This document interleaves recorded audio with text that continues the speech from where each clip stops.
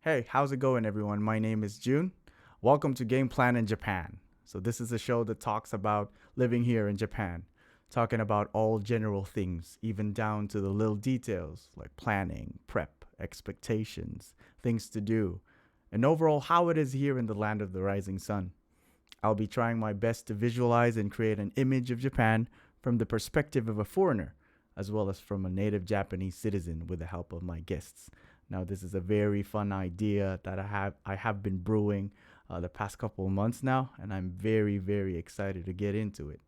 Now, if you want to support the channel, please leave a like, drop a comment down below, maybe ask a question, and we can talk about it in the show. Without further ado, let's get to the first episode of Game Plan in Japan. Let's get it.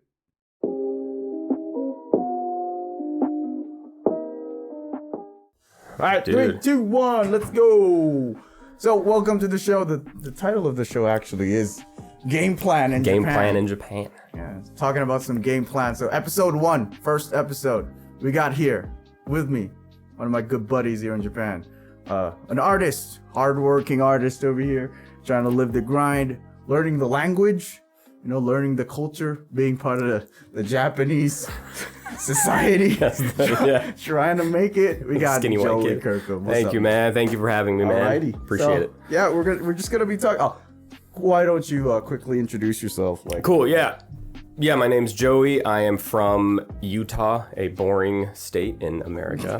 I just tell people I'm from California when they ask. It's easier that way in Japan. I just say California. Yeah, I've been here, when COVID hit, 2020? Was that when 2020? Exactly when COVID? It was like 2 months before. 2 months, right? Yeah, Before. and then the world ended. Yeah.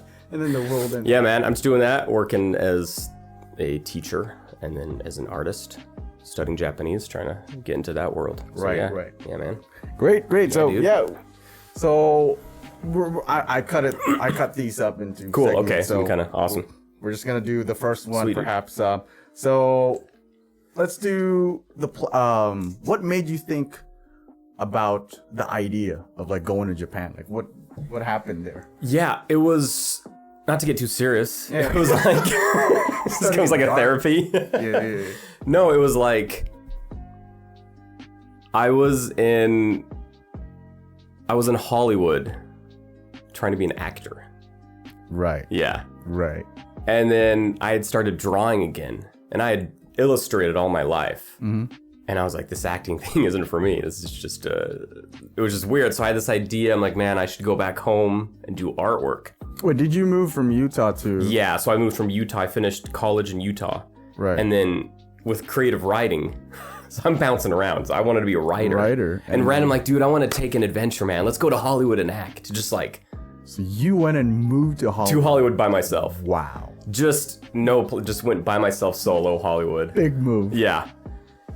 And then I was like, this isn't for me. I started drawing again, and I lived in like this shared house with like 15 people, and they loved my art, and I was into it. And I'm like, man, this is kind of catching on. Anyway, I moved back to America, and I don't know. When I was way young, I was way into Japanese culture. Like in what way? Like, I don't even know. I would watch NHK all the time. We had a little NHK. Really? Yeah, NHK. And I thought Japan was so cool and mysterious. It's mysterious. It was weird, It's weird. Weird is the right. Yeah, it was just weird. Right Something term. about it, I don't even know. It was just something clicked in my head. I'm like, dude, like, You want to go here? people are like, in a good way, the art scene, the weird subculture of Japan is Right. really wild. Right. Japan is like a serious country, right? But on the But flip there's side, there's a different, darker side, and I love that side. Like, I see. want to explore it with my artwork. yeah, because that's interesting. I think Yeah. because there's a lot of countries, like a lot of teachers, the startup teachers, I guess. Like, Yeah. I would say they would go to Thailand. They would go to Vietnam, Right. or even South Korea. Yeah. Just not because of the culture, but because of, I want to teach English as a Yeah, foreign like language. as a- or something. yeah, as a But in foreign your experience. case, it's Yeah. more the culture side of Japan that. Yeah, dude. And that's just fascinating to me, like, because you don't have any Japanese roots or anything. At all, no, dude. Zero. Yeah. And how were you opened up to Japan, you know, like knowing Japan is this like weird rad country? Well, like basically like it's from films and like movies.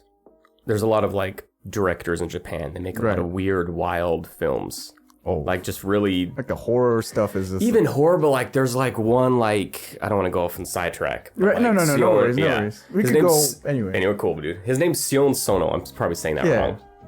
He makes these dark movies, and they're pretty popular on Netflix and stuff. Turns out he's a raging pervert, but anyway. Really? He's just a rough guy, but he makes beautiful films. But his films always are about like the regular Japanese like salaryman or the guy who like snaps or like it just ends up crazy. It's like his films always show like the pretty picture of Japan. Right. But like there's always like a dark side to it. It's more like, you know, showing both sides of the coin. Both sides of the coin. And like from any other country, I cannot see that, man. And like something about Japan and like the different types of culture and like the fashion and the it's just the image was just so crazy. Yeah, exactly. Yeah, that's it, dude. Crazy. It just seems like it's the generation trying to break free from like the strict like exactly hard side of Japan. Because when I look at it, like from a foreigner's perspective, like when I think of America, it's just right like on your face, like America. Exactly. It's I know the idea. I know it's gonna be wild and crazy. I know it's more liberated.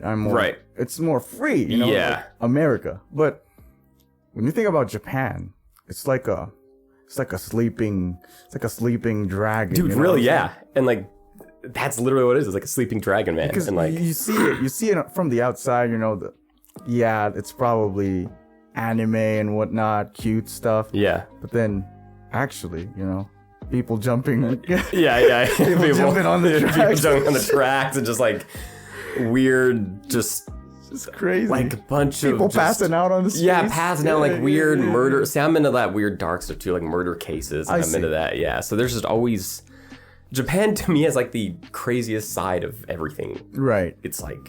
If that makes sense. That's okay. That's a great way to start it. So I would say, and I could conclude that the mysterious side of Japan got you thinking you want to go here. That plus like my artwork, like I'm inspired by that type of energy. That like energy gives you that gives me like the motivation to draw and stuff. Nice. And like I see. Obviously you're still doing it now full time while you're doing double full time, right? Yeah. Cool. So now you have that idea. Okay. Yeah. I'm going to Japan. Yeah.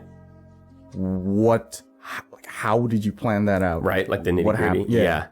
So, man, I remember that. That was tough. It's like, where do you start? Looking back, like you're here now. Yeah, I'm here now. Yeah, it somehow worked out. The first thing I did was like want to learn the language. Before, like, I don't know, I went to the bookstore and just bought like a learn Japanese, like 101.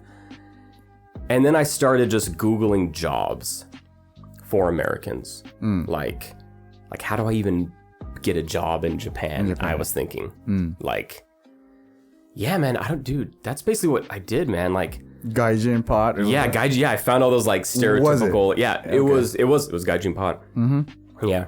So you got a what was it like and then so when you applied for it, were you like, what were your like expectations? Yeah, like I was so like, it's hard to put into words. Like, I don't want to be a teacher. It wasn't like, man, I got to be a teacher. It's like any job, but like teaching kept popping up. Yeah, because that's the thing, right? Like, well, that's it. So that's where I'm at. Avenue to go to Japan. It's teaching. Yeah, that's it. You're not gonna get anything else. I'm like, well, that's kind of where I was at. Well, that's what I got to do. I'll teach because I gotta get in Japan, right? And like make it as an artist. Yeah, like, you get visa. Yeah. You'll get accommodation. You'll get. Well, some companies they sponsor like tickets, everything. Yeah. And I've heard. There's like some company, not all companies here provide housing. Dude, and to be honest, I wasn't about that. I didn't want to do the housing. Right. Yeah.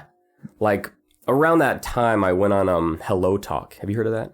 No. Talk about Hello Talk. Hello Talk, it's like it's not a dating app, but it's just an app for language learning. It's like a... Oh, I see. Okay. So you talk to Japanese people. From America. Yeah. But they're it's strictly... trying to learn English. And you're trying to learn Japanese. Yeah. So you can like type sentences and they can correct it for you, and like the actual app corrects your...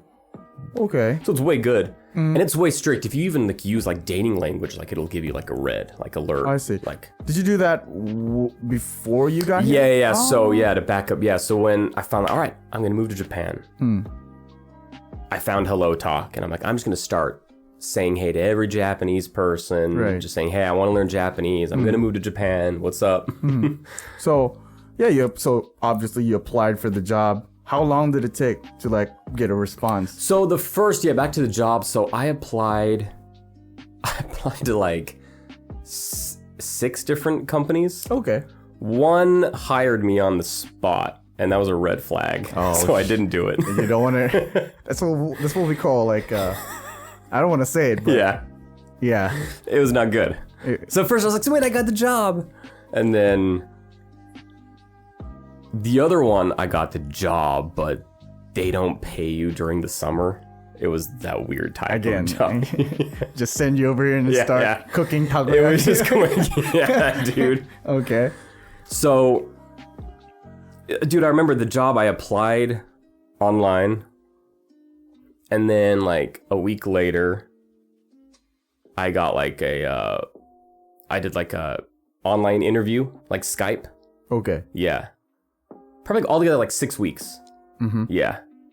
6 weeks. I think altogether from like applying to the job, getting a response. Oh, that it took a while. Huh? Yeah, it took a while. Like altogether, like, yeah. And then how was the conversation like? I mean, were you talking? Well, obviously it's an English teaching job. Yeah. So did you ever experience talking to someone that isn't able to speak English or? Well, their English is very limited. And I kind of lied at one job, and I told them I could speak a little Japanese. Okay. So they did a Japanese test, and then I failed. Dude, the dude asked me asked me what time it was. It took me like 4 minutes to answer, and I kept having to anyway. That's a whole other thing. Yeah, that's good. I don't want to go off on a rant. I apologize. Yeah. No. All good. Yeah, we could steer through that if you want. I do that a lot. Bring me back, man. I steer a lot. Yeah. It's fine. It was like. They would like when I did talking about the actual interview on Skype. They like made me do a little like lessons, like pretend I'm a kid. Okay. And it was a little awkward. Like pretend I'm a kid and talk to me like a kid and teach me about how to spell cat or spell dog and use fun gestures and stuff. So it was a little awkward. But coming back to that, like you have a background with stand-up.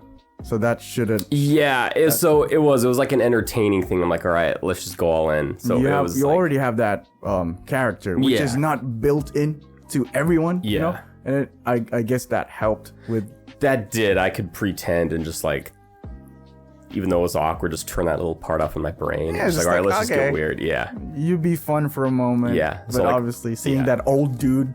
It was just this dead face just staring at me. Just like he wasn't that old kid. Like I thought the screen was frozen for a second because he was just staring at me, and I'm like, okay, C-A-T, cat, meow, like straight up, and he's like, very good. I'm like, all right. And then so after that, you got that interview. It's like kind of like I would say. Maybe like a test or some sort? Yeah, it was like the interview test. And then obviously you got a response. How'd you feel? That was the job I got. So I was happy and nervous at the same time. Like it was like, oh, I finally got the job. Like I actually got the job. Yeah. And then like at the same time I was like, oh, like crap, I'm actually moving to Japan. Then and let me back up. The main reason I applied for that job is because they hired visa sponsorship. Oh, of course. That was it.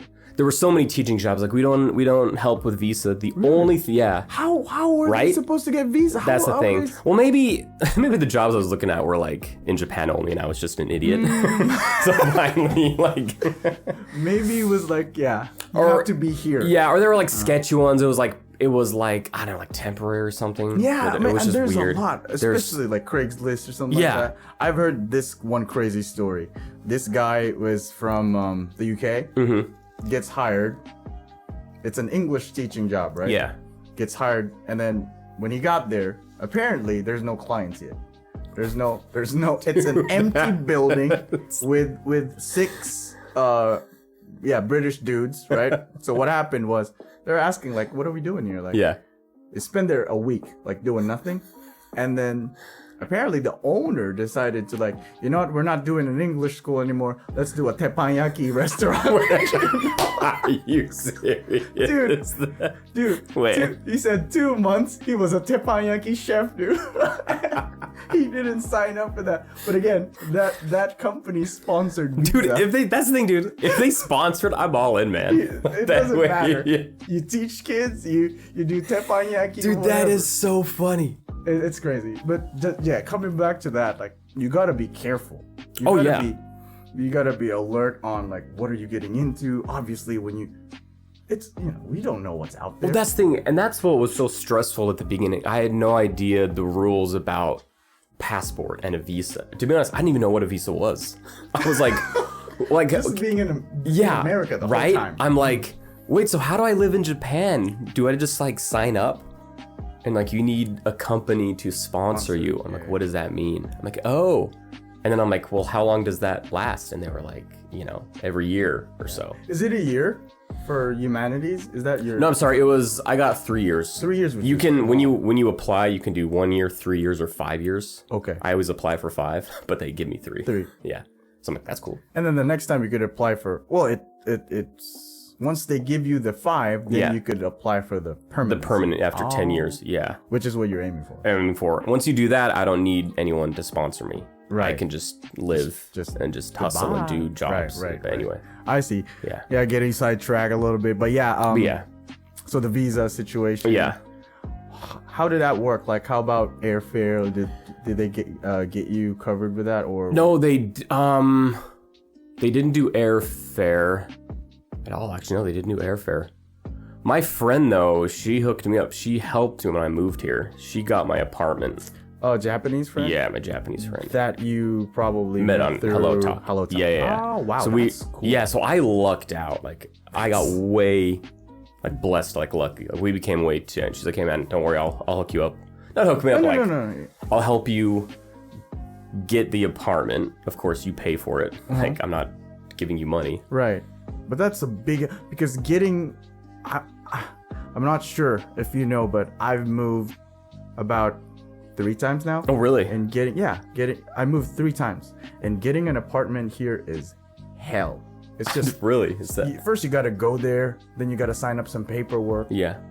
and then they gotta do like this background check. Yeah. And then there's so many steps. And mind you, this is all, I'm talking to this Japanese broker that at that point in my life, I wasn't able to understand. And it's just too much work for a non-Japanese speaking individual. Yeah, no, very true. Yeah. It's back and forth. You got to go back to the, I would say their office. Yeah. Visit here. They would drive you. And I was like, oh, this is shady. Oh, that's awkward, dude. Yeah. I got driven here, and then they showed me the place, started explaining stuff. Yeah. I understood 10% of what he said. You're just like, nodding your head. Yeah, just tell me a number. Tell me how much. And then they give you this list. Okay. So they just give you this list of like, but first, in order to move, you got to pay X amount of money. And that X amount of money is probably 4 times of your rent. Oh, that's right, dude. Yeah. Yeah, they start with that. Yeah. I don't know what it's for, honestly. They're saying it's like deposit or some. It's always the biggest deposit. Yeah. It's like that's times stressful. 4. Yeah. So if you're paying for like let's say 50,000 yen, you'd pay like 20 or 25, 250, something like that. Yeah, about like a paycheck. A paycheck. About just a paycheck. To move, and then you got to sign up. And then, not only that, you got to set up, you got to call electricity. Dude, yeah. After you call it, you just say, hey, someone's living in this place. You got to turn it on. I'm dark. That's right. I remember that. Did you do that? No, see, my friend's with me, dude. I went there. You Yeah. are blessed. You are blessed. dude. Not only this, the gas. Can't cook shit. Yeah, you're right. You gotta call. Yeah, call. You gotta call that. Not only that, the water. There's no water. There's no water. It's like it's not turning on. What am I supposed to do? You all have to do that. The internet, everything. And if you're in America, I mean, like, I'll just call. Right. Yeah. It's super easy in your own language. But when you're here, first, who do I call? Yeah. And how do I say what? It's like, gas? no gas, no cook. I'm cold. What do you say? I'm cold though. What do you say? Right? And they're speaking in the most polite way, so you're more panicked. Exactly. That's the thing. We'll get into that later when we talk about the Japanese actual language. Yeah. But yeah, so you're calling okay, and then so your friend hooked you up. God bless your friend. Yeah, I was. Yeah, wow. That's all I can say. Yeah, I was very blessed that happened. Yeah. And then that goes. I guess that goes your moving phase. So tell me about the flight, like how, or before that, like just the packing. Like, what's going through your before head? though, so it was weird, man. It wasn't like, oh, I'm going on vacation to have fun. It was like, I'm moving to Japan. And plus my mentality was like, it wasn't like, I'm going to move to Japan to teach and have a fun experience and move back. It was like, I'm moving to Japan, all in. So from the get-go, you were like, I'm all in Japan. Yeah, like that's still my goal. Like I'm gonna make it. Like I gotta like make it as an like established artist. That's my goal in Japan. Like, I mean, even outside of whatever you do, are you or were you all in to live here? Oh yeah. Nice. Like I knew like I'm gonna live in Japan and make it happen. It's a big like I got to. Cause like it was the art thing. I'm like I gotta do something with my art. Like I got to. Like I can't. That's crazy. That's big motivation. Yeah. So. Anyways. Yeah. So yeah, like before that, like I was working at a restaurant, and then like you can make a bunch of money off tips in America from a restaurant. Yeah. So I made a bunch, and I quit like 3 weeks before, just to like hang out with my family, goof around. Mm-hmm. Packing, yeah, dude. How were your parents with that? Like, how were your family with it? Oh, they were cool. I lived with my family all up until I moved. I never moved out of my house. Okay. I lived with my family the whole time. So how did they approach your decision? Oh, they were way supportive. They missed me, of course. They're like, man, we're gonna miss you because you're our son. But like, yeah, they way missed. But they were so cool because they knew like you're gonna do this. So they were pretty much supportive. Oh yeah, and my dad too was like, man, if you want to do something, just do it. Like go for it. That's great. So that was cool. So no conflict with that at all. Like they were so supportive. And they still are. They're like, man, you got it. Like just hang in there. You can do it. And then obviously, you get to the airport. You fly. How was the flight? That was the weirdest feeling. Like waking up that morning, like, it was weird, man. It was scary. It was scary. Like, the flight from where I was, like 15 hours altogether. 15 hours. Was it layover? Or was it a direct flight? It was so I first went to LA, 2 hours, and then roughly 13 hours from there, from LA, Los Angeles to Japan. Yeah. That's crazy. It was a long flight, man. I was stuck in the middle between this dude who kept sleeping on my shoulder. Really? And like the Japanese airline hooked us up with these like champagne drinks. I didn't know. I thought they were just these fruit drinks, but I think it was like wine spritzer. So I just kept drinking them. I'm like, this is great. Just pass out. Yeah, I just passed out finally. That was a rough flight, but yeah. So roughly 13 hours. 13 hours. Pretty far. That's jet lag. Oh yeah, dude. Plus I got here like way late with all my suitcases. Okay, so you got here. What airport? Haneda or Haneda? Haneda, okay. Yeah. So you got here, and then where did you go? Yeah, I had no idea. Well, I knew I had a piece of paper. It was the Kashiwa Hotel. Oh, because I still didn't have my apartment. Okay, so hotel first. First I go to the hotel. Then the following day I would go to that broker place and get the key. Oh, so it's already the key. The key. All I had to do was the key. Wow. So my friend, amazing person, the best. She got through everything by she herself. did it. Yeah, she was amazing. And you got your key, and you got your place. Yeah. And you just But that was so terrifying because I didn't know a single Japanese. So How'd you get through the transportation? Like how did you find the trains and everything? the hotel, dude, I just got lucky, man. Just on my phone, let me explain that. Before I moved, that's what I did. I studied like the train system in Japan. Wow. You did your I did my research. Yeah. Like what line do I get on? What color do I get on? Like how do I transfer? Well, that's good for you. Like you were thinking about it. And when I got here, it went all out the window. Because you realize how crazy it is. Especially like Shinjuku, Shibuya. Oh my gosh. I could never get through like there's like a million exits. Like which one is which? I literally cried in Shinjuku when I was doing training because I got lost. Really? I was like, it was frustration. It wasn't like sad. It was like so frustrated. Like I don't know where to go. Exactly. And I'm like, you gotta help me. But anyway. Anyways, like So I got here at like 11 at night, way late. Mm-hmm. I get to the hotel. Probably what, 1? Yeah, close to 1, dude. Yeah. And it was this tiny hotel, which is normal in Japan. Mm-hmm. That was new to me. Yeah. So I was just way claustrophobic. Okay. I wasn't even like even excited to be here at that point. I was just so out of it. Who prepared that accommodation? That I did myself. Was it nearby? Well, it's Kashiwa. So Kashiwa, yeah. I would say not really that far. No, not really. It was like... So you chose that place. Yeah, okay. So I chose. Mm-hmm. So I looked, I'm like, oh, Kashiwa looks like a somewhat big city. So like the biggest city closest to where I live. Well, did you know that it is called mini... Chiba's Shibuya? Yeah, Shibuya or mini Tokyo or something. Yeah, I'm like, oh, that's cool. Okay. But yeah. So I did that. I slept in the morning of. I was beyond terrified. I went to the broker. I literally walked in and I said, key? Oh my God, that must have been like... Like, I showed him the paper. Like, I printed off. I'm like... key. I need I this. literally did the motion of turning this one? like a dumbass.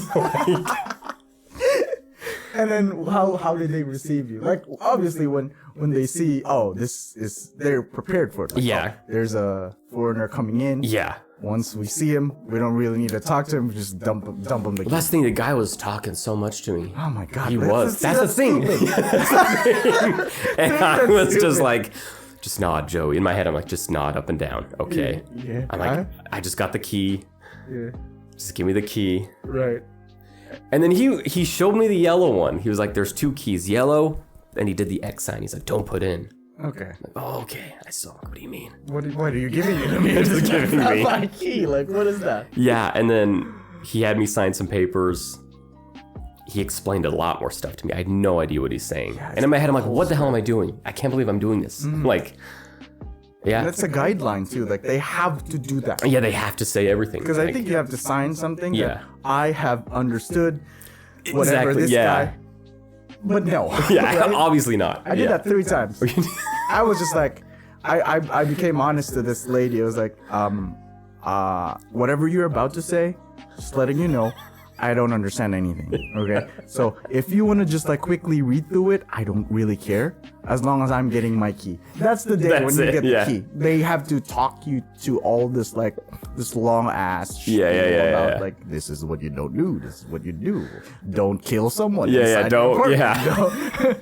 have drug parties in your apartment. Or don't come out with your underwear or something like that. But that's wild. That's wild. That so you got in your apartment, obviously empty. Yeah. Mm-hmm. How'd you start off? Yeah, so I went with my friend, dude, she was so amazing, dude. She took her time. We went to a bunch of furniture shops. Wow. She went on what, Mercari? What's that? Mercari. Mercari, like the online Craigslist in Japan. Yeah. Yeah, she found a used fridge. Called some dude. They came and dropped off the fridge. We got a microwave, a bed, and then you're set like up. all the basic necessities, and I was good. She called up everything for me. She was like, so I, wow, dude. Yeah, wow. But like, you got yourself a nice friend. I need a friend like I need to be a friend like Jesus Christ. That's the thing, dude. Because we're the whole language thing. Because like, she could tell like I really want to learn Japanese. She was like, oh, you're taking this seriously. You're not. How much English does she know? She at that time not as much as she does now, but she really wants to learn English. So we were like, batting off each other, Back and like forth. back and forth. If you're, I just want to shout you out. Like, if ever this reaches out to you, oh my God, you are a hero. Yeah, dude, yeah, straight up. She saved me a lot of oof. Yeah. And I can't imagine Freeman. It was still so hard for me just to like be there, but I didn't have to do a single thing. See, the good thing about me was I had my mom with me, and my mom speaks perfect. Oh, really? Oh, nice. So okay. That part I could get away with. Yeah. With a little bit. But what she didn't know was the part where you living here. Yeah. Like the whole, what do you buy? What do you get? My first apartment here was just too nice for me. Oh, really? Yeah, because we didn't know money. Like, Oh, right. Okay. we came to this like store again. Yeah. Like this office of like we see them a lot, right? Like Yeah, yeah. apartments and shit. Yeah. We got in there and like, oh, okay, we need an apartment. We're gonna move. And then this guy was just like, okay, how about this? Showed us 3 pictures. Yeah. My mom was just like, this looks like a nice one. For my Oh my boy. God. Why do we go there? And then dude drove us there. It was this beautiful, sparkly, Like the gated. You just gated. like One, it's 1 LDK, which means there's a living room, dining room, and there's one more room. Oh, jeez. So it's big, right? Yeah. It's beautiful. We didn't know like if this price is good. Can Yeah. I support it? Or, yeah, right? So- yeah. We just got it, and I lived there for a year, and then I'm looking at my bank account, I'm looking at my wallet, I was like, wait a second, nothing's changing. Well, Yeah. my rent's probably too expensive, and then that's what we didn't know. So those little stuff, I could get by because of my mom. Yeah. When we started living separately, I needed to learn by myself. Oh, right, yeah. I moved to this tiny 1-room apartment. Yeah. I That's just where I'm at crammed now. everything in there, which is honestly all I ever needed. Yeah, dude, you realize that when you're in a small space. That's all I ever Yeah, needed. you were good. And the amount I pay was like a quarter of Yeah. what I used to pay, Yeah. which is big, which is like, oh my God. And Damn. that's when I started to realize like there are things like, let's say your friend got you furniture Yeah. or some necessities Yeah. in the house from Mercari, right? Yeah. Because she knew you're just gonna use it. Right. You just need it. Yeah, that's right? it. Just need. Like What I use. did, we went to Yamada Denki. We bought like these brand new shit that is probably, I don't know. It's gonna be way too expensive because it's new. Because he's like, oh, it's a new experience. We've got to get it all new, like, and pretty, Not like even that. that. Like I didn't know. I didn't have any options. Oh, so that was it. You thought In my head, kinda. microwave. Fuck, where do I get microwave? Right. Yamada Denki.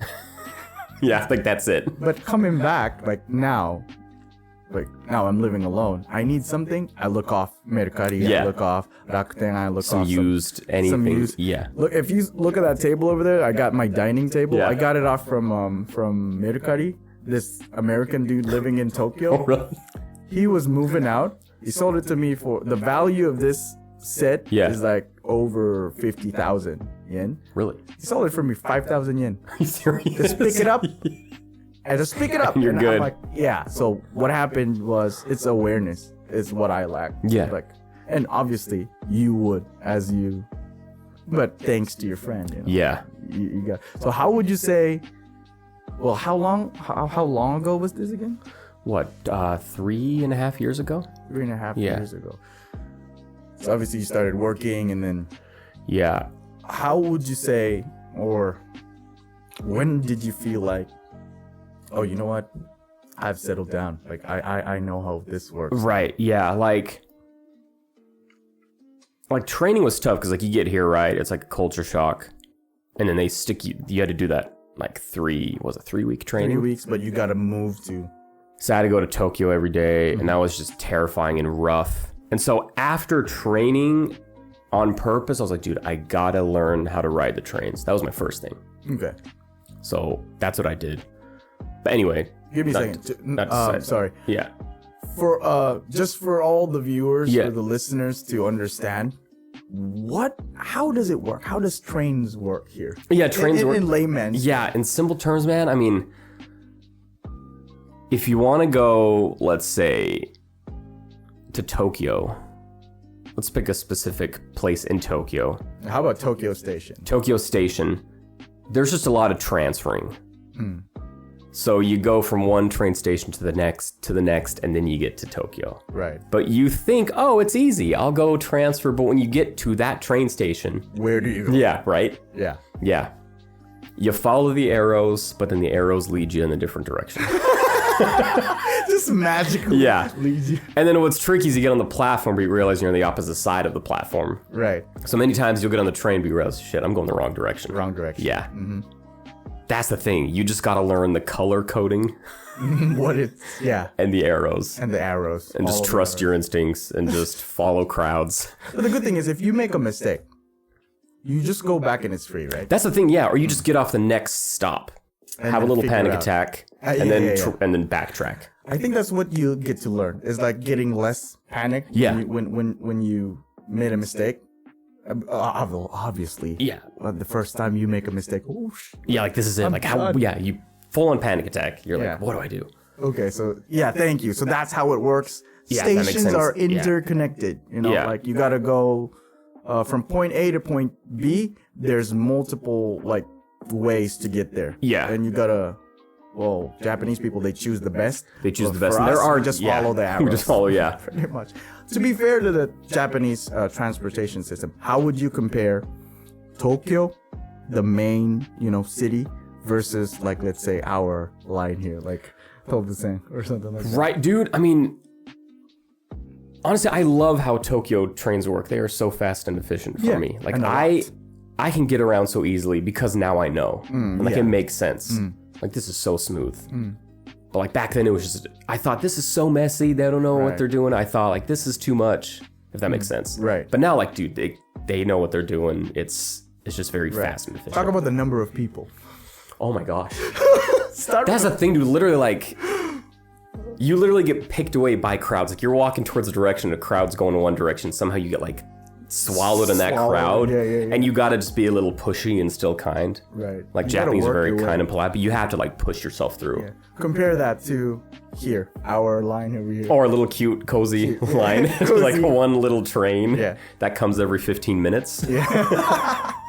It's different, right? It's very different. That's the thing. In Tokyo, trains come every 3 minutes, every 5 minutes. I would say 3 minutes. Right? 3 minutes, Yeah. sometimes even about 3 minutes. So it's nice if you miss it. If you miss it, you just gotta wait 3 minutes. And you Here, just if gotta miss it- suck it up and just get in the crowds, man, and just get packed in. Right. And just, yeah. Which I don't appreciate. That's the only thing. I'm bad with that big group. Yeah. It makes me feel like, It's a little, you can get it's a little uncomfortable. yucky Yeah. at first. No, but for you sure. Get used to it. But I'm glad that our line here is you only get 2 exits. Yeah. At most, our station where we work at 4 exits. Oh, yeah. It's North, east, south. That's it. It's very easy. Yeah. Compare it to like let's say, Shibuya or Yeah. Shinjuku, where Has what? How many? how many 1 million Yeah. something? You gotta walk through a mall. You walk through a mall, suddenly you're in an aquarium. That's the thing, dude. No, seriously, you walk some states. You walk through a mall, cross the street, go down a tunnel. You're still going to the station. Yeah, that's still the station. And not Pretty to much. sidetrack. That's another thing about Tokyo that's frustrating. Sometimes you go down an entrance to the train station, but you have to walk underground for like Right. 4 blocks sometimes. Right. Where you realize you could have just been walking in Tokyo Yeah, on top on and top. get to the main It's just that- hub. but the thing is, we don't know. That's the thing, you don't know. You just follow your phone or the arrows. You think, I'm doing good. Yeah, And then, let's just yeah. walk here. Oh, it says go down. Okay, Yeah. let's just go down. And then you just, from Akihabara. Have you been to Akihabara? Yeah. That's The Kuba down. Express. Yeah, you go You just down go, like 6 like- floors.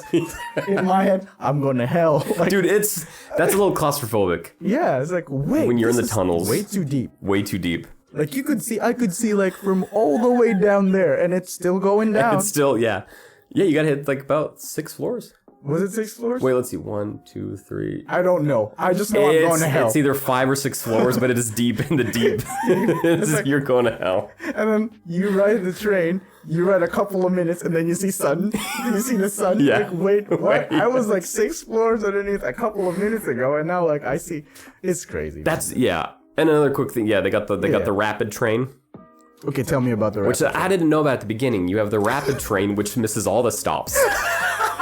This is like the most stupid. And that's the thing. So you get on the train thinking, oh, I'm on the right train. Yeah, this is it. Right And way then- too, right? The rapid misses like 10 stops. and you realize you cannot get off if you're on rapid. And you have the sub-rapid, which is the blue. Okay. And then the normal, which stops at every station. Yeah. Once you get that, you're gold. You're good. You're set. Tell me a funny story about a rapid. Rapid, I mean... Okay, so I get on the Rapid Express. Oh, what? That's what it was. I had to get to the next station, which is what? 5 minutes away? Yeah. You could walk to it. I could walk to it. And I'm like, oh, the rapid train's coming. That'll get me there rapidly. And so I get on the train, the doors close, and I'm like, all right, I got this. And I look at the little the screen that shows, and it doesn't show the train station, but it shows the 5th stop after that, which is about 15 minutes away. And I'm like, oh my gosh. At that time, I still remember this. I don't know if it was an earthquake or something, but we were under the tunnel. The train stops suddenly, and the alarms go off. And this alarm is ringing, and we're in this tunnel. And I'm like, why isn't anybody freaking out? You see those Japanese people? Everyone's just sitting there calmly, and I'm like, and it's like, and I'm like, what is happening? We were like that for good, probably 7 minutes. But it felt like it was shaking. Yeah. But it felt like forever. Like that time was so long. Like, what do we do? I got on the wrong train. I'm already past my stop. I'm stuck in this tunnel. You're underground. So that was a moment of like, all right, man, you just had a little panic. You're good though. I finally figured it out.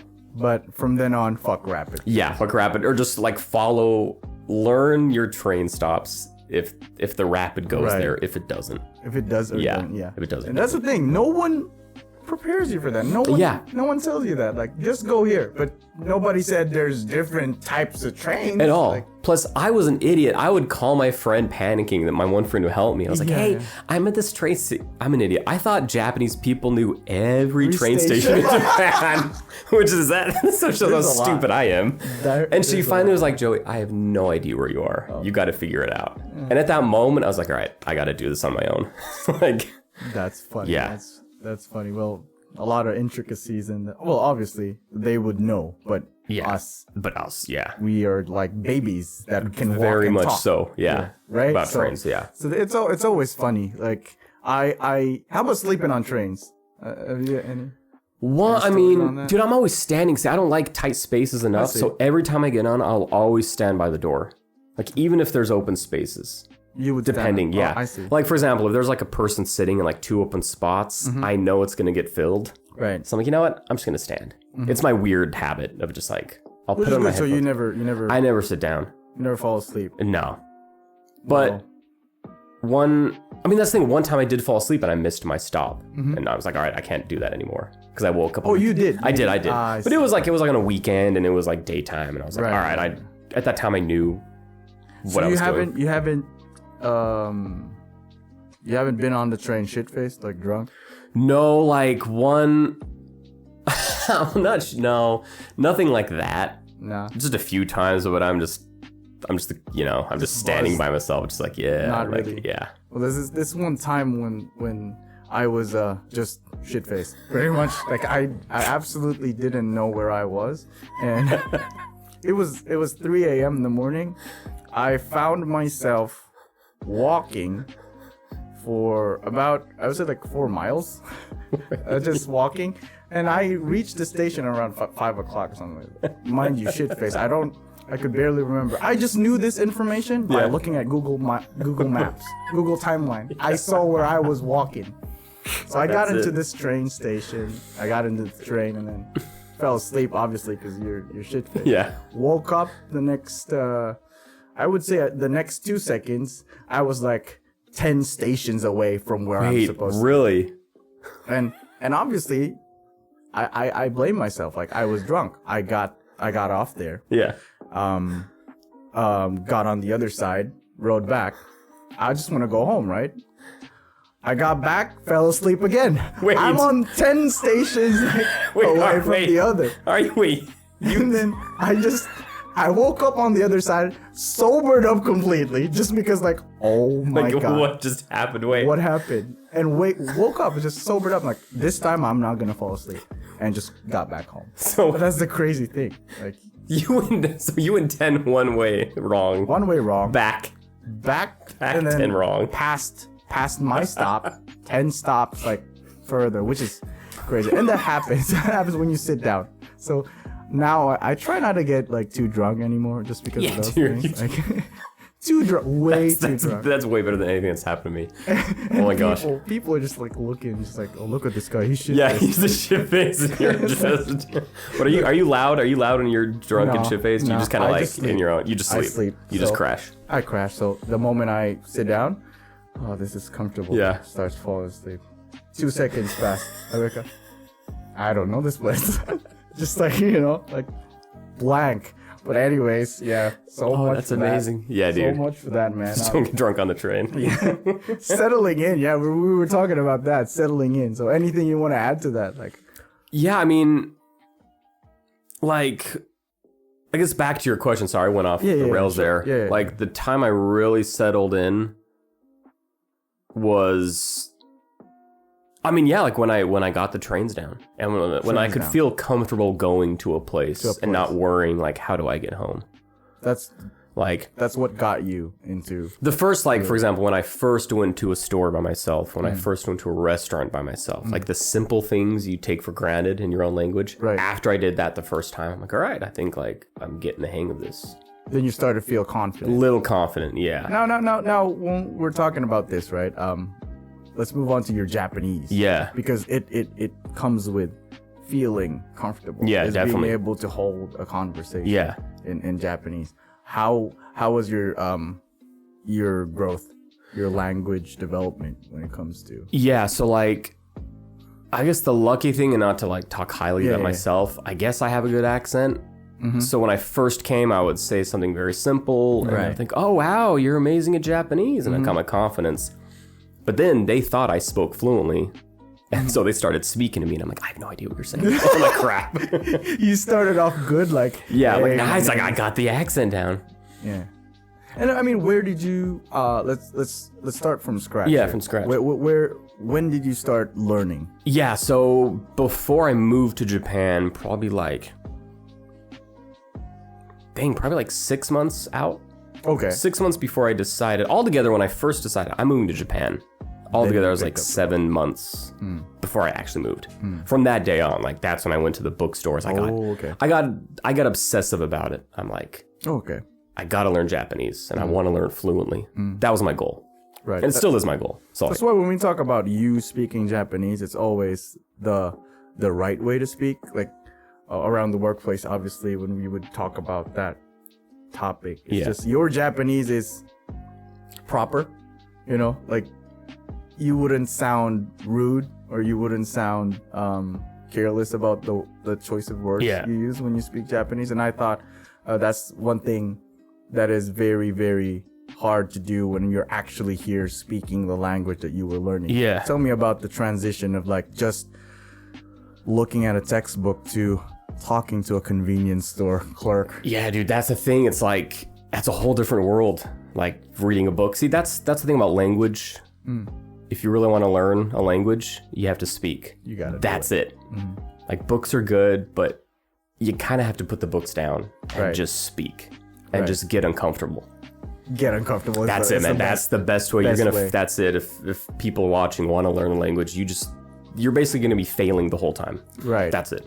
And you just have to be, have a thick skin to it. And that's it, man. You cannot let your emotions get the best of you and feel down about it. Like, I didn't understand what the clerk said. He asked for a bag, but did he, But the good thing about Japanese people is, and I know this is like so funny, like all Japanese, I haven't met anyone that mentioned like, oh, your Japanese sucks. They're always like, oh, yeah, they always say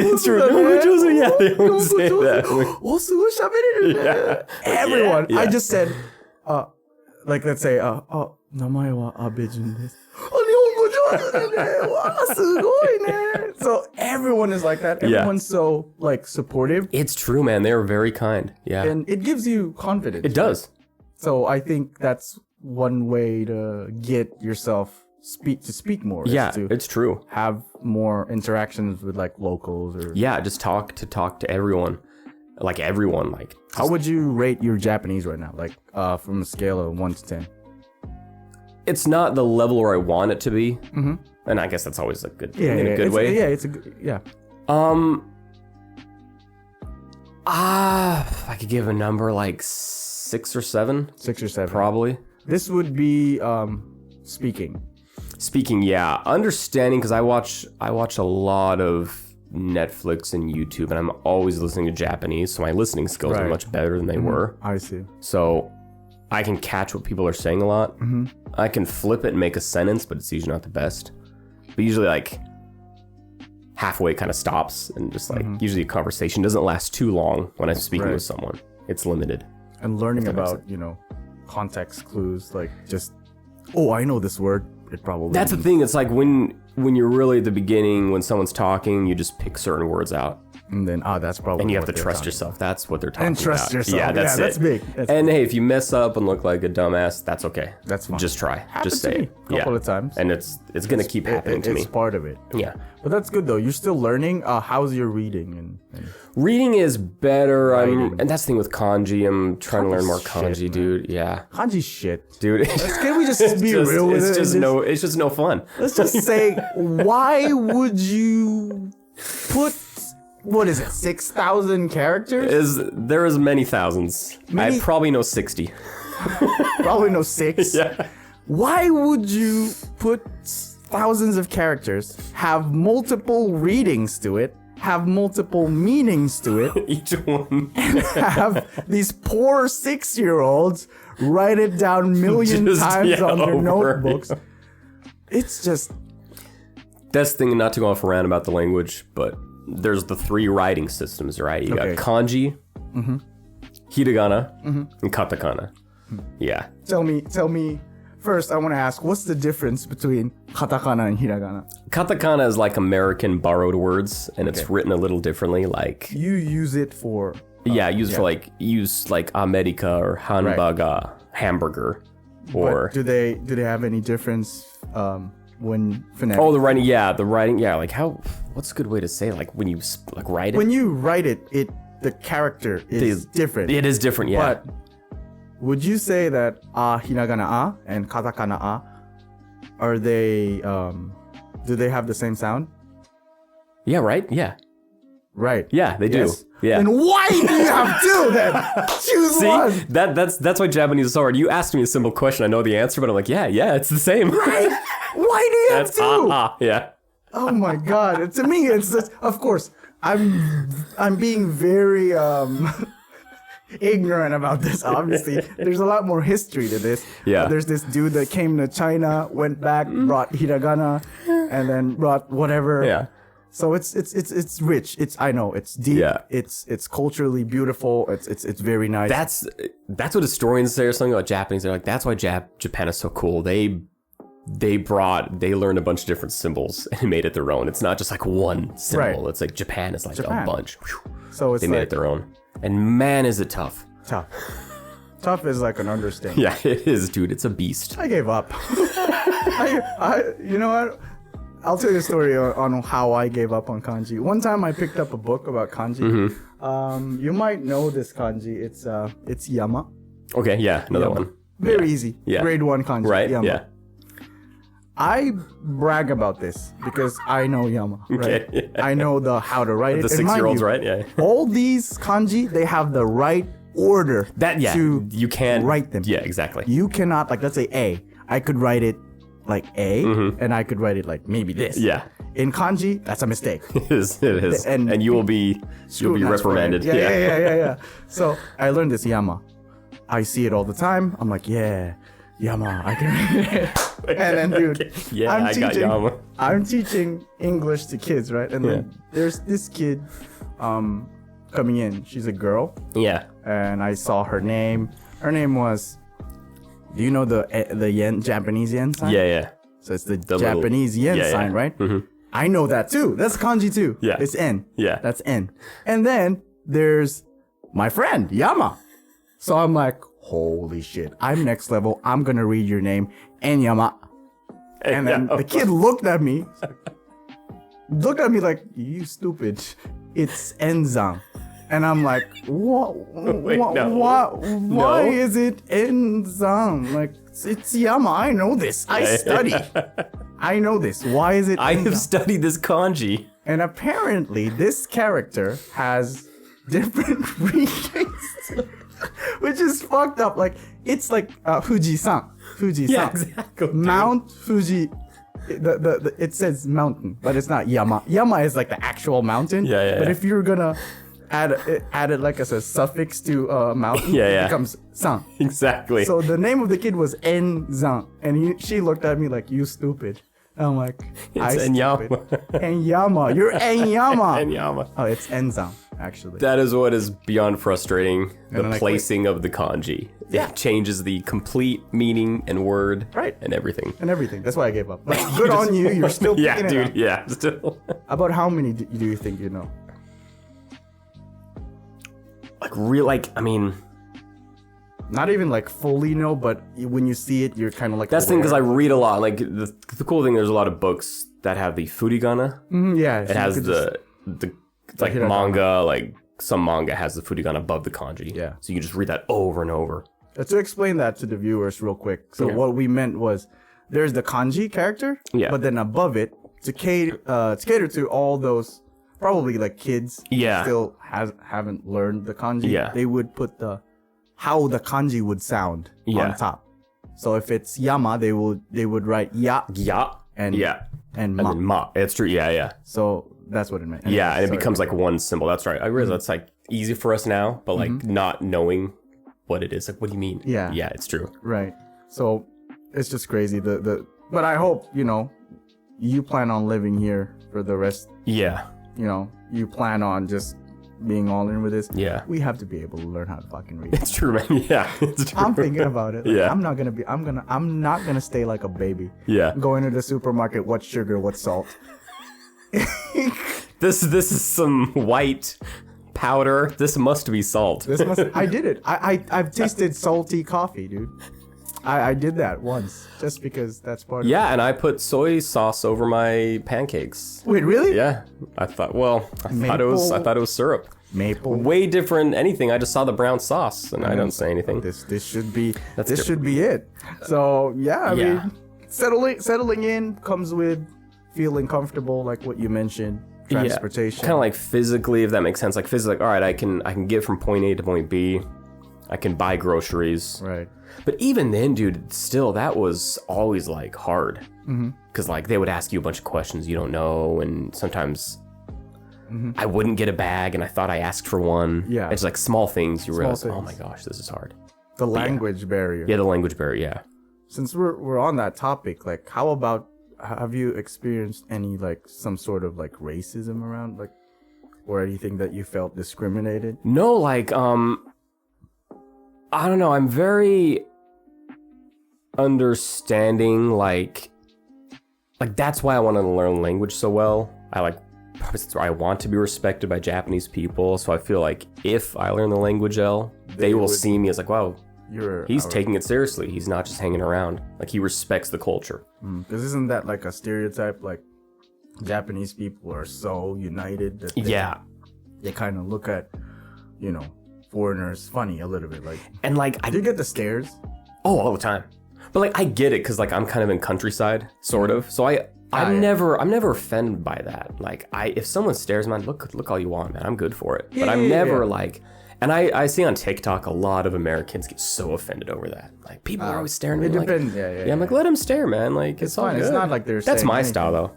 If they stare, talk to them or just say something. Then you are built for this. Then Yeah, because if you don't mind, then if you don't mind it at all, it's good for you. Yeah, right. Not it doesn't matter. It's not gonna change. Everyone will still stare, but as long as you don't take it, negative. Yeah, never take anything personally. Like, and sometimes they say stuff, As long as they don't say something like, Yeah.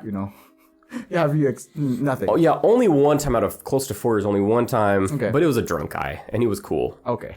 I was walking past him, and it was a tight road, and he was like, "Get out of here, American!" And he was way drunk, and his wife was like, "Don't say that." But he was drunk, and I didn't take any offense to it. He's like, he just that sounds crazy. I don't care. Like, let him. He's a drunk guy. Like, I was in his way. You're it was way all too good. And maybe I'm just like, it's all good, man. Like, I get it. Like, it's You cool. just chill, man. You just chill. Like, it's all right. Like, I didn't. Get out of here. I wasn't American. like, what? If it was some other guy, I that would have ended way That would differently. have. Yeah, let me tell you that. You're just that type. Yeah, maybe it's a personality thing. And you're built for this then. Like here it's part of living here is accepting that you know, you're going to be not really outcasted, but of course you would feel different. Like, you feel like a permanent guest. Exactly. But like, they are so nice, Japanese. At the same time, I don't know what they're thinking about, but they are so nice. So like, I do feel welcome. Mm-hmm. I feel like a welcomed guest. That's the best way I can put it. And they're so good at that too. Yeah. Like they're Japanese people, well, not to generalize, but they're usually like nice. Like when it comes to talking to you, they won't, you know, straight up like, hey, what you want? Yeah, exactly. No. No one's gonna be. I haven't met anyone that has come to me like in an aggressive manner. Yeah, at all. Anything like that? Nothing. Yeah, nothing. American style's a little different, so. I've been called a dick. Like, Yeah. Hey, you're a dick. Yeah. And I'm like, all right. Okay. See, that's how it goes, yeah. But- Americans are too honest. Too honest. Yeah, so I do like that about Japanese culture. Not to go off on that, but yeah. No worries. Yeah. So since we're on this topic of culture, Yeah. give me a couple of things that you think are. Yeah, give me the difference between America and Japan, in your own words. Yeah, like Japanese. And see, I love America. I'm an American. Yeah. I love my country. I don't want to sound like I'm shitting on No, America, no. but Obviously, there's gonna be difference. right, Japanese are very clean and respectful and can read the room, like the atmosphere. Like for example, like the rules on the train, right? To give a specific example, in Japan, it's not a rule, but maybe you don't know this. In America, when you ride in the train, people listen to their music with no headphones. They're talking on the phone. They're getting in arguments. They're very loud. And it's normal. That's normal. It's normal. Wow. People are talking loud. In Japan, people talk very, like a low voice. You don't talk on your phone. No. Pretty much quiet. Yeah. It's not like a rule, but it's sort of like Everyone knows. everyone knows Everyone just the wants respectful to, thing. yeah. Yeah. And sometimes when I'm on the train, there will be other Americans like traveling. They'll be talking so loud, and people are giving them looks. And you would look at them like, I'm not don't do this. with you guys. Like, I'll move. Like, I'm not with them, even though I'm American. please don't do this. But that's the thing. It's like, it's kind of, I don't want to say more kind, but yeah, just more respectful. Honestly, yeah. That's their identity. I would Yeah. say. It's like they know how to read the room. Yeah. You're totally spot on with that. I believe that. So that's how about, I guess that's culture? I don't know. Yeah, I would see culture like, sometimes, and I miss American style sometimes, like Japanese in a nice way. Sometimes they're too nice. Like, for example, like when you go to a store, they will, they'll give you the bag, the wet nap, the chops. Yeah. They'll be so kind, and sometimes how can I explain that? America's just times very quick. It's like, here you go. See ya. Okay. It's like, all right. Efficient. Yeah. But It's like quick. How do you do? Like, I don't deserve your bow. Yeah, like they Jesus. bow. Yeah. Arigatou gozaimashita. They bow, and then sometimes like there's a sandwich shop, and then they put the sandwich in the bag and then give it to you, and they wait until you put your money in your wallet. Like, it's very like, Those it's subtle, so, things. it's like, wow, they're very kind. I'm like, don't worry about it. Like one time the lady accidentally dropped some chopsticks, and she was so apologetic. And it was like a whole thing. I'm like, don't worry about it. Yeah. Like, it's fine. And she's like, I am so sorry. And she did a bow. And then I'm like, don't worry, like it's fine, it's I'm all good. America style's different. It's like, sorry, it's like my bad, something just like very like. Which is, you know, It's good and bad. Yeah, growing up, you're used to that. It's How true, was so it- yeah. How was it when you came crashing here and you see people, you know, being super respectful like that suddenly? Like, how did that? I would be like, you don't need to do that to me. like, don't be so kind. Like, well, like for example, like when the guys came to deliver their fridge to my apartment, they took off their shoes, but they were carrying the fridge in their hands. At the same time, they were like trying to take off their shoes. I'm like, don't worry about it. But it's just the Japanese culture. Like, It is. And I get it. I get it now more so. And a lot of it is like not even, I wouldn't say genuine, but I don't know. I feel like people growing up, Japanese people are trained or they are wired to be this way. Yeah. Oh, very This much. way is Yeah. acceptable. Yeah. That's why. I mean, it's good. It's not. Being respectful is always good. Yeah, Right. So right. I guess it's not a big deal. But that's good though that you feel respected, even though sometimes, like I feel like foreigners aren't really that hot in Japan. Yeah. You know. But if you feel welcome and comfortable, then that's all you need. I do because like I learned about the culture. I'm like, this is how it goes. Yeah. But yeah. And just one quick note, like something that is Japanese have a lot of phrases when they walk into houses and do things. Right. That's still tough for me. America, just you walk in or you. Japanese, like, you know, jamashimasu or shishishimasu or like da-da-da-da. They say like the same phrases before you eat, after you eat, when you walk into a house. Would you share to our viewers what they usually say? Like, let's say before eating a meal. Yeah, so you get the meal, you say itadakimasu, what's the direct translation? Thank you for this Thank food. you for the meal. You just say like it, yeah. And then after you eat, you have to say gochiso sama deshita, which means like kind of thank you for the food. Like thank you for the food. I'm full. Or you could also say that to the whoever cooked. Exactly. Whoever prepared the food. And you don't say arigato. Americans think, and then when travelers come to Japan, they say arigato. Arigato. Yeah, arigato. Yeah. Oh my gosh.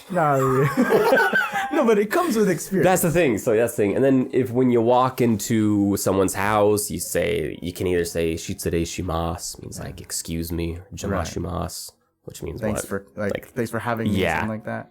So there are a lot of like small nuances. On the phone too. You have to be so polite. Right. It's so much for me. It's a little like exhausting sometimes. I couldn't. Like I can't keep up with that. That's my I struggle with Keigo. Keigo is the polite Japanese. Way. Yeah. So to put it into perspective, there's Japanese, but there are levels to it. Yeah. So there's a level when you talk down to someone. It sounds different. Yeah. There's a level where you talk up to someone when you like, let's say you're talking to a client, you're talking to a customer, you would use different words. Yeah. But they all mean the same. Yeah, but they're completely different words. But they're completely and they're different much words. longer. And they're more like, see, I always preface my talks with people, like especially when I'm the customer, like when I'm calling my phone. すいません、敬語は大丈夫です。ちょっと日本語は苦手なので、普通に I would say like, hey, could you stop talking nice? I can't understand you. Stop it. Yeah, that's good though. If you start talking to me as if we're friends, I would understand. I got you. Yeah, I understand. And then they would start talking normally, and they would feel weird about it. Right? Yeah. They would be like, what am I doing? Yeah, exactly. This is so... No. Listen, I might look this. It's a trap because they look at me like this guy's autistic. Like this guy's. It's either A, fucking with me. I get that look all the time. Like Are you messing with me? I started. Oh, sorry. Can I get a bag, please? They look at me. What the fuck? Their face is just like, what the fuck? Oh, like you should know. Like you're one of us. Yeah. And then they start speaking to me. Like, why are you doing this? Yeah. Like, why do you not understand? Like, and I'm like, fuck you. I don't know either. I just need a bag. And that's my life the whole time. That's but anyways, all it is, yeah. That's just steering away too much to that. No, that's good, but dude. Those little phrases are good to learn, which obviously you do now. So yeah. But do you practice those phrases even though like when you're alone or something like that? Yeah, all the time. Like that's the thing. That's another hard thing about Japan. If you're coming here by yourself, like me, like who do you practice with, right? Yeah. It's tricky. So it's like you gotta speak a lot to yourself. I mean, you can take online lessons, this and that, which I'm doing. But anyway, yeah, by myself, I'm always having conversations with myself. That's good. Like a crazy person. Like you're just talking to yourself. Didn't they say like look at a mirror listen to yourself That's really what it talk. is, yeah. Or like I'll film myself speaking in Japanese and listen to it and be like, oh my gosh, I sound so awful.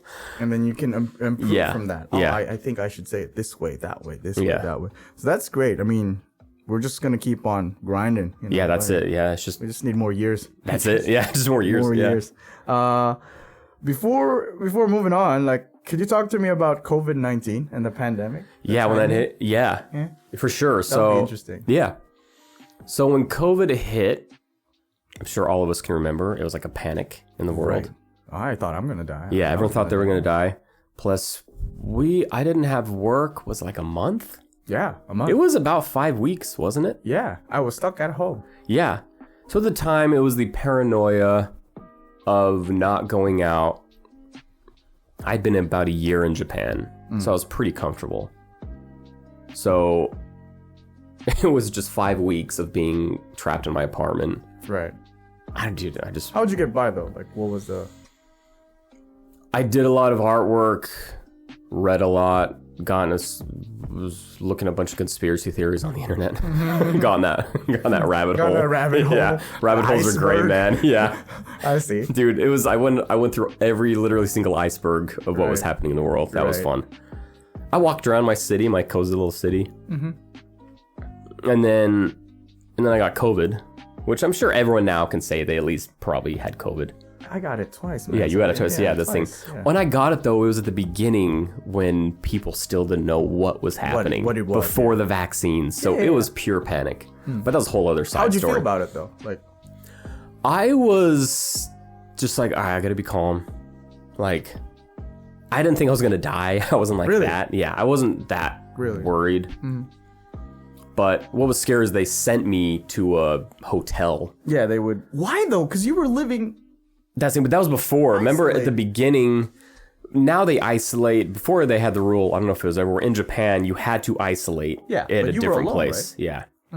So I got sent to this white van picks me up, Oh my covered in like garbage bags, like the garbage bag liners Wow. between like the seats and the driver, so they wouldn't get COVID. Okay. It's like these sketchy like screens, and I had to mask up and stuff. They put me in a hotel. I was there for 13 days. I didn't see a single person. Everything was done through an intercom, and like when I would pick up my meals, I would have to go to the first floor and get my food from a slot. Okay. And then It was Japanese meal, right? all Japanese, and I didn't eat. Anyway, that's all I could go off about that. Right, right. But yeah, I was there 14 days, had COVID. It was awful. It's crazy. Awful. And then Tough experience. it was just weird. It was just weird and tough. So, but yeah. And How then, sick were you, though? dude, it never hit my lungs, but it was just a straight high fever the whole time. How long did it last? Well, I was supposed to get out after 8 days, Right. and then my fever kept getting worse. Oh, shit. And then they were gonna send me to the like ER, the emergency room. Right. But my fever dropped. But it was more like, dude, it was more mental sickness than anything. Being isolated for like A long time. about 13 days with not seeing a single person, plus no one spoke any English. And I was too sick to learn Japanese. Plus, ever feel homesick around that time when you were sick? Like, It was weird, dude. It was darker than that, man. It was really? it was weird. It wasn't because I was so out of it. Like my fever was so high. I was like, what do I do? Like it was like, how do I get home? wow. It was weird. That anyway. Yeah, Being picked up in a van, too. Like, that was weird, dude. This white van. The door opens up by itself. I don't even see anyone. I get in the car and they close it, and I'm like, I don't even know where I'm going. you know those horror stories? It was It's always that fucking That's white how it van, goes. right? Yeah. And then you just like, okay, you know what? Let me hop in. Yeah. And do they call you?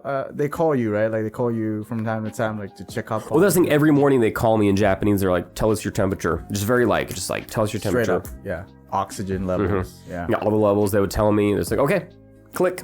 You're done. That was it. And that was it. That was it. We had to wake up at 6:30 every morning. I don't know why.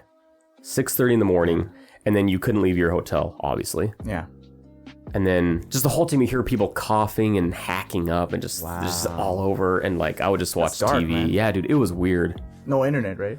No, luckily there's internet. Oh wow. So I brought my laptop with me, That's but I had no outside food. I literally had the Japanese meals, but I couldn't eat them. perfect timing. It was Japanese the fish. meal. Talk it was to me the about oh my gosh. Japanese meal, dude. Like, what is a Japanese meal? I mean, mean, COVID or all together. I mean, because what you're getting there is a Japanese style meal. They call it like box. the bento box, but it was like the boxed meal. And then it was breakfast. Out of all things, was fish. At least you knew something about the box. It was fish. Yeah, you can't eat fish for breakfast in the morning, especially when you have a fever. It's awful. It's awful, dude. It was fish, rice, and these like green beans. And then some stuff you don't know. Yeah, it was the fourth compartment and a juice box. Yeah. So pretty much a Japanese meal is like a meat, rice, and probably like 6 or 7 small sprinkly stuff that you don't know what it is. You that just has like a certain smell. you just eat it, and it's like, this tastes All right, funny. this tastes funny. Yeah, That's real Japanese shit. Yeah. It's not all sushi. No. Let's clear that up. yeah. Japan equals sushi. That's not necessarily true. At all. I mean, yeah, you can blow some money at the real nice sushi places in Tokyo, but mostly, it's a thing of rice. The weird sprinkly stuff.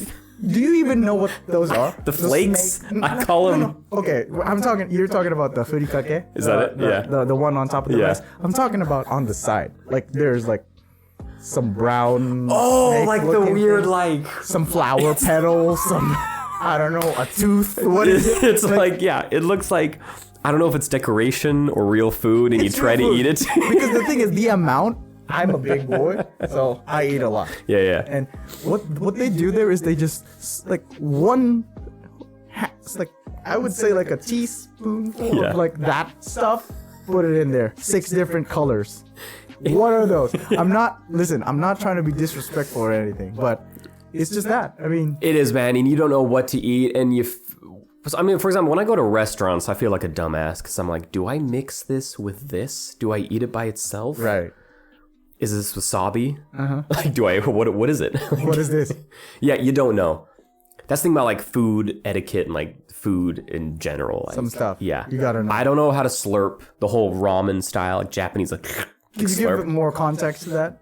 Yeah, so like, I've never done that once. When you go to your first ramen shop in Japan, everyone is slurping.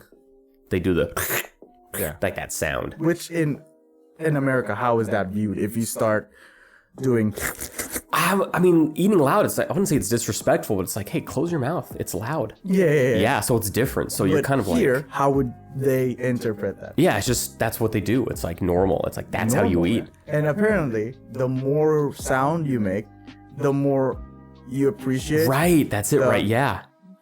what you're getting, what you're eating. So it's like telling the master, the chef, like, hey, your shit's good. I'm Exactly, slurping yeah. on it. Yeah. And so it's like I got the hang of chopsticks now, but I do not slurp. I tried. I always burn the roof of my tongue, like my mouth, so I can't do it. I tried it once, dude. I just coughed it all. Just being more disrespectful. Yeah. So I'm like, oh, this is bad. So I bite it now. I just like an idiot. I feel. It's like, whatever. It's like whatever, man. People look. That happens a lot. Not to go off on a rant, but if you eat out by yourself at like actual Japanese restaurants, you get a lot of looks. Oh, It's like, for wow. sure. But you know, it is what it is. And what is your favorite? What is your before your favorite? I want to know your go-to Japanese food. Yeah. I mean, it doesn't need to be Japanese, but your go-to food spot. Yeah, my go-to food for a long time used to be 7-Eleven. Let me tell you, 7-Eleven in America is dangerous. You go there during the daytime, you get bad food. And in Japan, it's great. They got everything. It's great. Everything. They got rice balls, which are literally balls of rice wrapped with And you have different flavors. of it. Yeah. They have like a lot, like more than I would say 20 types of it. What I like about Japan, though, is you literally order food from a button. They got the little vending machines out. You press a button, you pay it, you give the chef the piece of paper. The stub, He asks you how you want your noodles, and you don't know what he's saying, and you just say yes. You say hi. Hi. I learned, what the egg is onsen. It's like onsen, and I was like, wait, hot springs? Like what? Onsen. Yeah. Anyway, but yeah.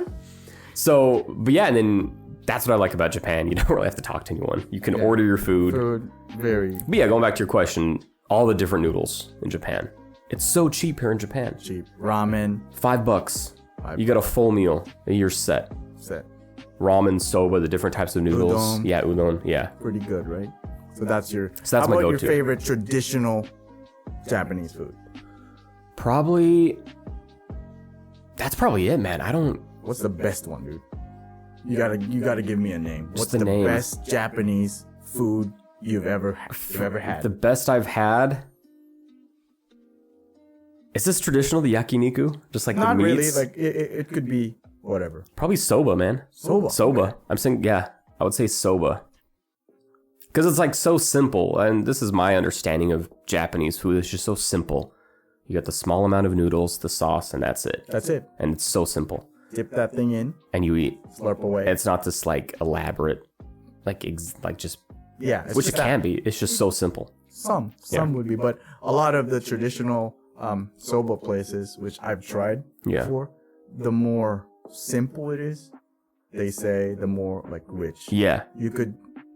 The master always asks everyone to like, can you please taste the noodle first without the Oh, right. Yeah. to like appreciate the, how would you say it, like the purity of just eating noodles. That's the thing. They like take respect in their food. Like Yeah. it's like respect. Like I don't mean no disrespect, but when I ate that noodle, I'm like, yeah, it's better with it. yeah, it's better with the sauce, or it's better I don't with. mean no disrespect. Yeah. I can't tell the difference. This thing, I can't do. I can never tell the difference when they. Yeah, like I don't Sushi, know. like, what? Sushi. I don't know. Sushi, right? For me, It's like the I don't same know. thing. Fish is fish. Fish is fish. But that's me. Your taste palates are probably all messed up.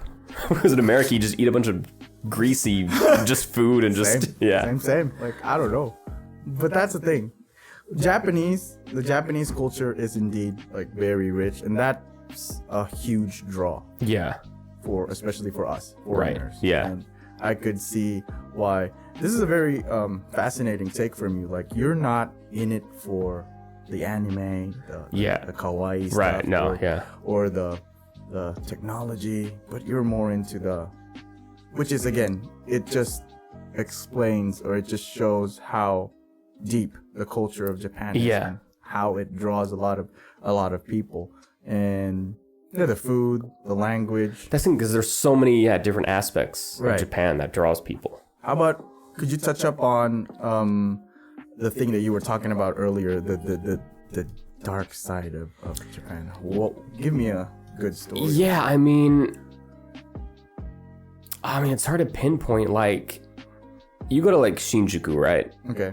I'm gonna be honest, not really going there a lot, but tell me how it goes. Yeah. Because I get lost. Yeah.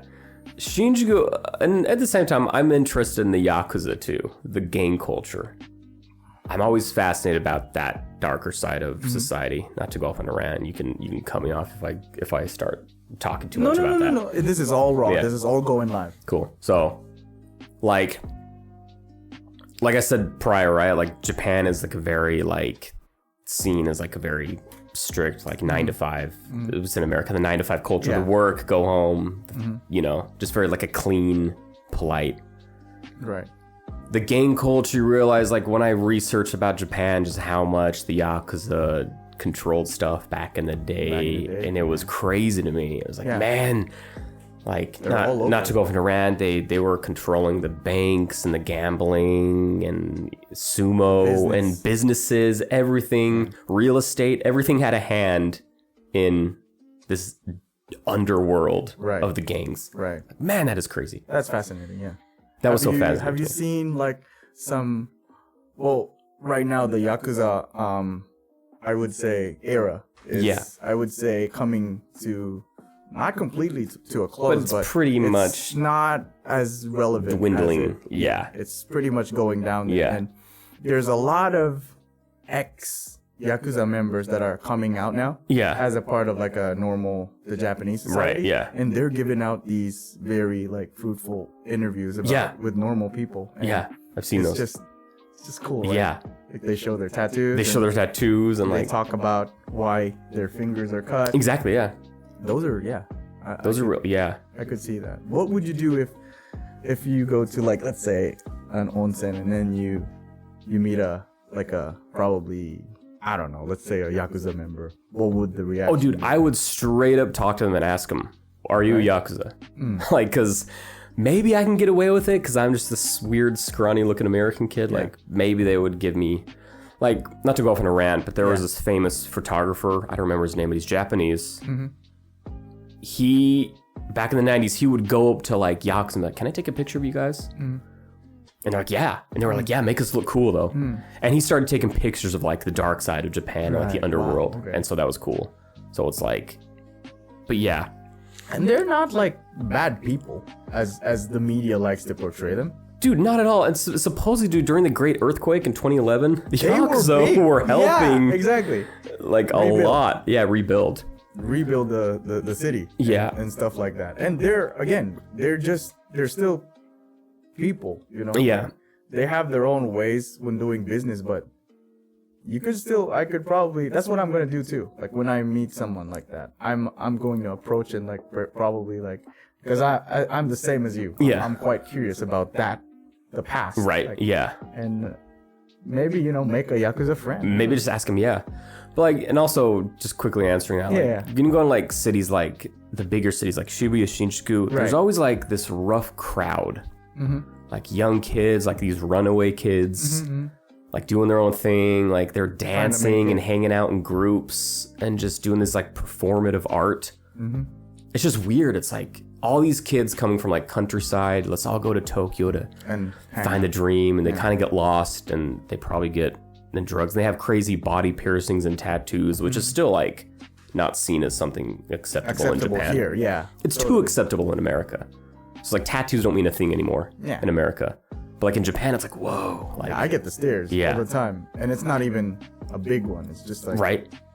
But you could... Well, it's more common in Tokyo, I would say. Oh, yeah.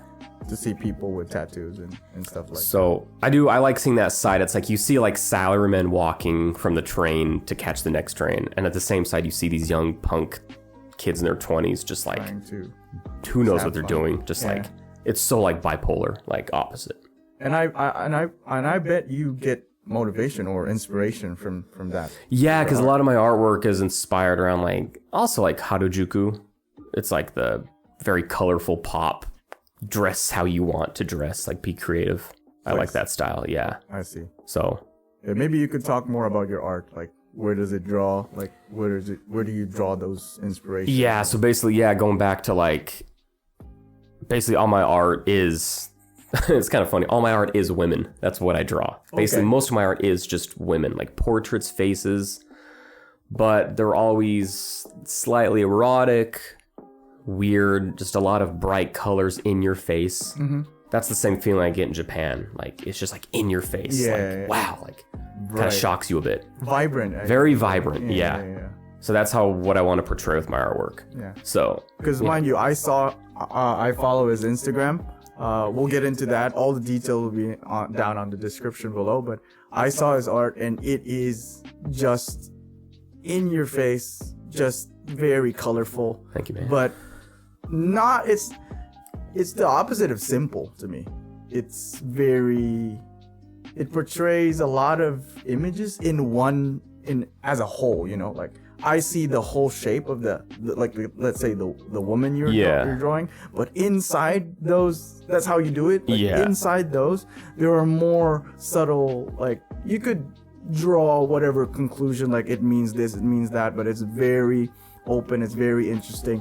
Highly recommend you check it out later. Thank you, man. But anyways, going back to that, sorry to no, thank you, man. No, thank you. It means a lot. Yeah. So basically that, just like. And it's hard to say into words what it does, but something about that dark side of Japan that makes me want to draw. I can't even say how. It's just like.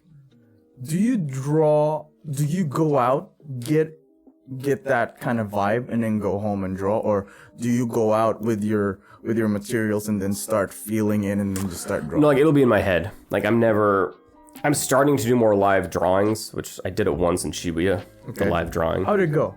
It was fun. I now know what I did wrong. Okay. So I can go back and like do it better. Okay. It was fun. People were into it. They were watching. A few took pictures, talked to me.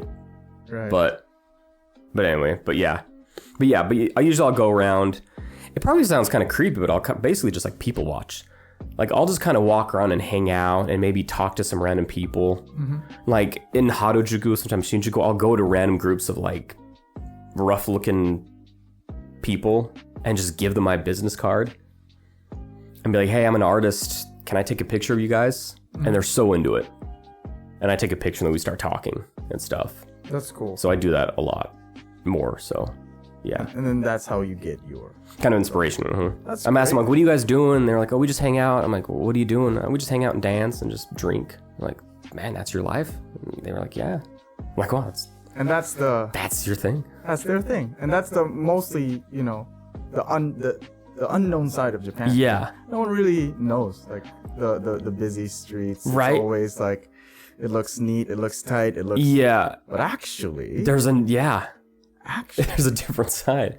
Because Japan is so strict with like young kids, man. They have cram school, they have school in the morning, so much. You have to get those entrance level exams to college. You need to get those down in order to be able to step up. And like I see these younger generation being like, I don't want to do that. Right. A lot of them. We're dipping. We're doing other stuff. Like, man, that's tough to do.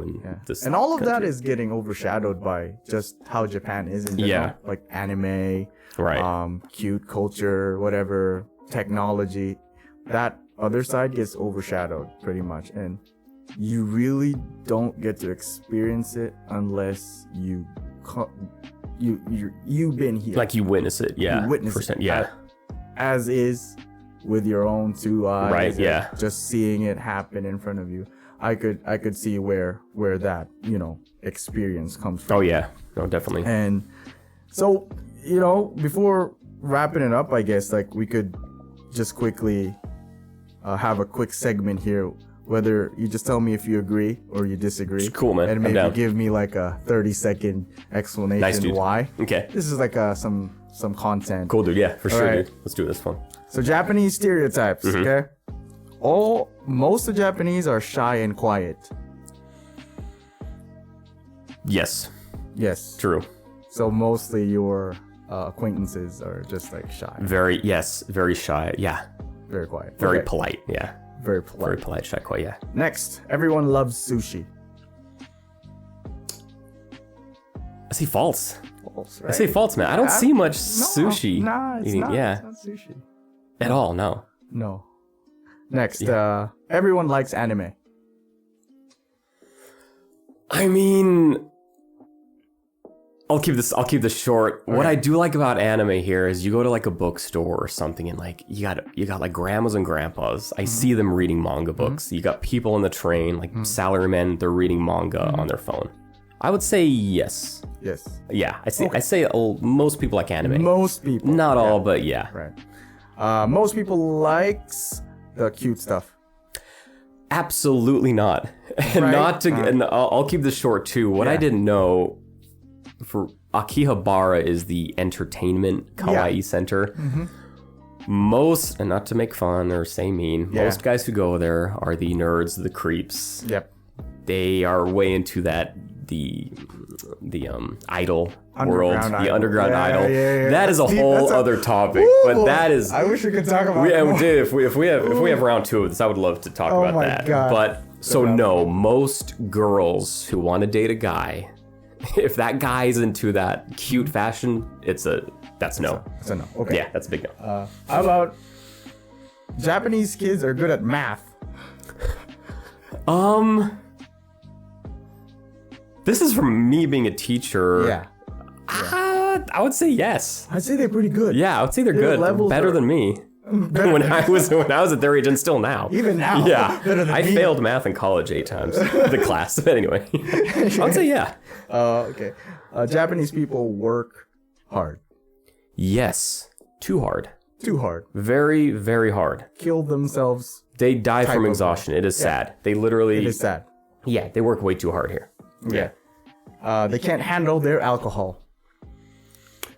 Yes and no. I mean, I know the culture, and I'll keep this short. Like, it's like if the boss asks you to drink, you kind of have to go. Yeah. It's like in America, it's different. You don't want to be the suck up to the boss. But in Japan, it's like if you say no to a drink with your boss, it's seen as like you're not a good employee. Right. That's sad.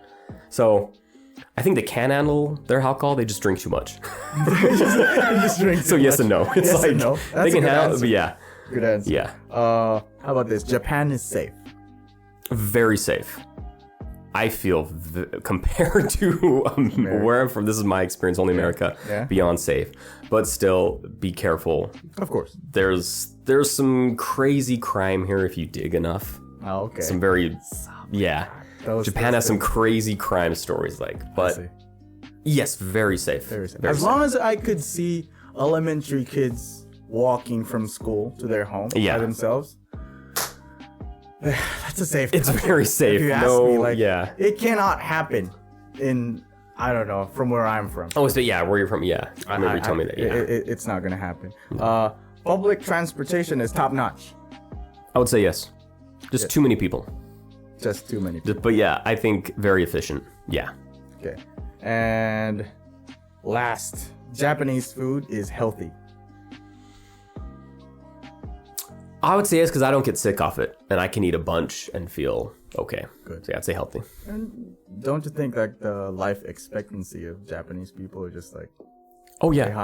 They live up to 200. It's ridiculous, dude. And I got grandpas riding past me on their bikes, bumping me out. I'm like, what is going to their work? Yeah. I guess it comes with it comes from the food. I guess. Yeah, it's part. I believe that definitely. I would say it's healthy. They're very healthy. Yeah. So to wrap it up, let's give some final thoughts on this. Any regrets on moving here? Not at all. It was harder than I thought, but that's a good thing. It's just eye-opening. It's just, can you really hack this? Can you do this? Mm-hmm.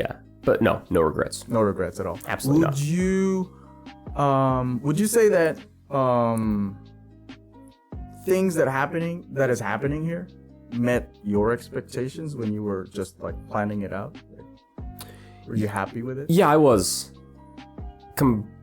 Because of the language barrier, somehow I managed to figure it out without really knowing the language. Right. So I think that's a good thing. Right. I think they're able to help people come in. If you really want to move here and do it, you can do it. Okay. Yeah. So to top it all off, just maybe a piece of advice from a foreigner that wanted to live here and is now living here.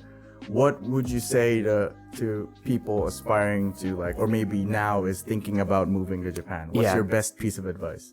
If you really want to move here, as hard as it is, learn the language. You will be more comfortable here. Plan, and just be calm about everything. Don't rush anything. It's so overwhelming, but that's part of it. Mm-hmm. Don't let that get in your head. Yeah. Alrighty, I guess we can wrap it up again. Cool. Dude, thanks for your time. Thank you, man, for having me. This is fun, dude. Thanks, brother. Thanks, we could have gone through many rabbit holes. You can see, man. We can still do that, dude. Next time, man. Dude. Thanks for today. Dude. This is episode 1 of Game Plan in Japan. Awesome. Wrap it up. Thank you. Sweet. Cheers. Sweet.